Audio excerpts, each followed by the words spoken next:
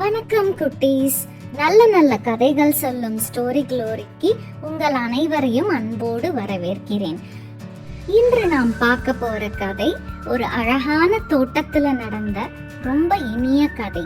கதை கேட்க ரெடியா இருக்கீங்களா? அப்போ மெதுவா கதை ஆரம்பிக்கலாம்.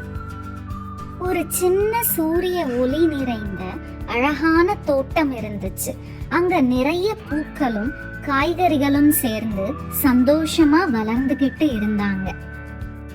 மண்ணுக்குள்ள நேரா நின்ன கேரட் பெருமையா சொன்னது, நான் ரொம்ப ஆரோக்கியமான காய்கறி, என்னை சாப்பிட்டா குழந்தைகள் நல்லா வளருவாங்க, கண்களும் தெளிவா இருக்கும்.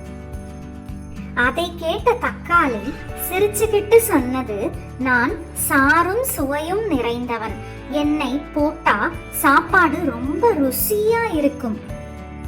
அருகில் இருந்த ரோஜா மெதுவா பேசிச்சு, நான் அழகா இருப்பேன், நல்ல மனமும் தருவேன், என்னை பார்த்தாலே எல்லோருக்கும் சந்தோஷம் வரும். உயரமா நின்ன சூரியகாந்தி சூரியனை பார்த்து சிரிச்சுக்கிட்டு சொன்னது, நான் ஆரோக்கியமான விதைகள் தருவேன், முழு தோட்டத்தையும் ஒளி வீச செய்வேன்.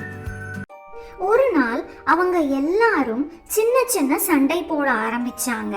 கேரட் சொன்னது, பூக்களை விட காய்கறிகள் தான் முக்கியம், ஏன்னா மனிதர்கள் எங்களை சாப்பிடுறாங்க. அதுக்கு ரோஜா சொன்னது, அது சரியில்லை, காய்கறிகளை விட பூக்கள் தான் அழகு, மனிதர்கள் எங்களை பார்த்து சந்தோஷப்படுறாங்க. அந்த நேரத்துல ஒரு சின்ன அழகான சிறுமி கையில் ஒரு குட்டி கூடை பிடிச்சு தோட்டத்துக்குள் வந்தாள். அவள் கேரட் தக்காளி எடுத்து சமைக்க கூடையில் வைத்தாள். பிறகு ரோஜா சூரியகாந்தி எடுத்தாள், வீட்டை அழகா அலங்கரிக்க வைத்தாள்.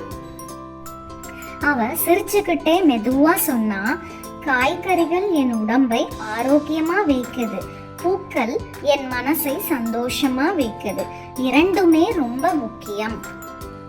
அதை கேட்ட பூக்களும் காய்கறிகளும் சிறிது வெட்கப்பட்டு அமைதியா நின்னாங்க. அப்பதான் அவங்களுக்கு புரிஞ்சது, ஒவ்வொருத்தருக்கும் தனி மதிப்பு இருக்குன்னு. அந்த நாள்ல இருந்து அவங்க எல்லாரும் சேர்ந்து அமைதியா சந்தோஷமா வாழ ஆரம்பிச்சாங்க. குட்டீஸ், இந்த கதையிலிருந்து நாம் என்ன கத்துக்கணும் தெரியுமா? நம்மை யாருடனும் ஒப்பிடக்கூடாது. ஒவ்வொருவரும் தனித்துவமா சிறப்பானவர்கள். எப்படி இருந்துச்சு இந்த அழகான கதை? உங்களுக்கு பிடிச்சிருந்தா இந்த நல்ல கதையை எல்லோர்கிட்டையும் பகிருங்க. எல்லோரையும் அன்பா மதிச்சு நடங்க. இது உங்கள் ஸ்டோரி க்ளோரி. இன்னொரு இனிய கதையோட சீக்கிரம் மீண்டும் சந்திப்போம். நன்றி குட்டீஸ். பாய் பாய்.